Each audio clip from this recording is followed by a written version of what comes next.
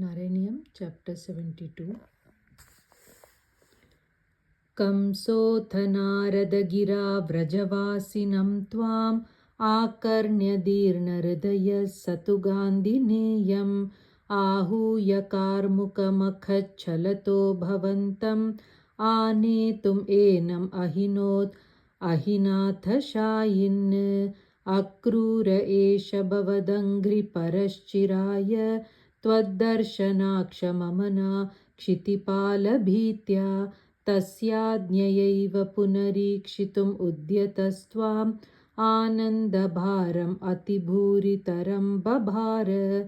सोऽयं रथेन सुकृती भवतो निवासं गच्छन् मनोरथगणां स्त्वयि धार्यमाणान् आस्वादयन् मुहुरपाय भयेन दैवं सम्प्रार्थयन् पथि न किञ्चिदपि व्यजानात् द्रक्ष्यामि वेदशतगीतगतिं पुमांसं स्प्रक्ष्यामि किं स्विदपि नाम परिष्वजेय किं वक्ष्यते स खलु मां क्वनु वीक्षितः स्यात् इत्थं निनाय स भवन् मयमेव मार्गम् भूयक्रमादभिविशन् भवदङ्घ्रिपूतं वृन्दावनं हरविरिञ्च सुराभिवन्द्यम्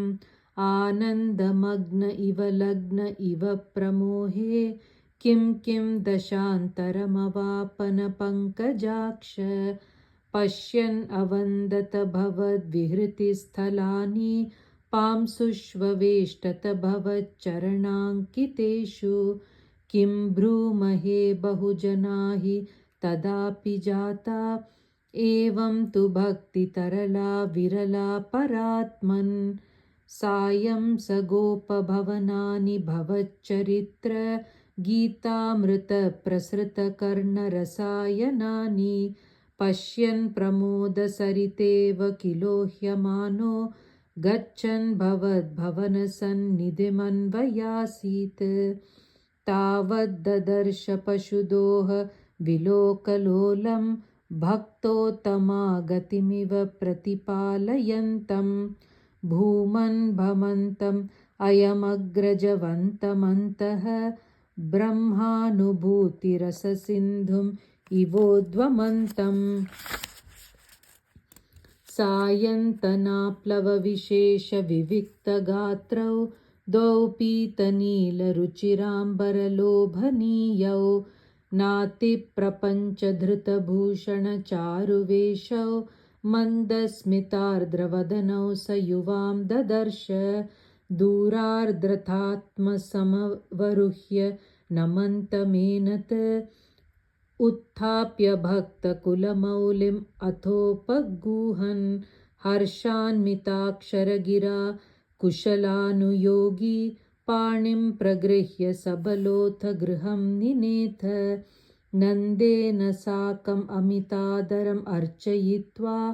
तं यादवं तदुदितां निशमय्यवार्तां गोपेषु भूपतिनिदेशकथां निवेद्य नानाकथाभिरिहतेन निशाम् अनैषीः चन्द्रागृहे किमुत चन्द्रभगागृहे नो राधागृहे नु भवने किमु मैत्रविन्दे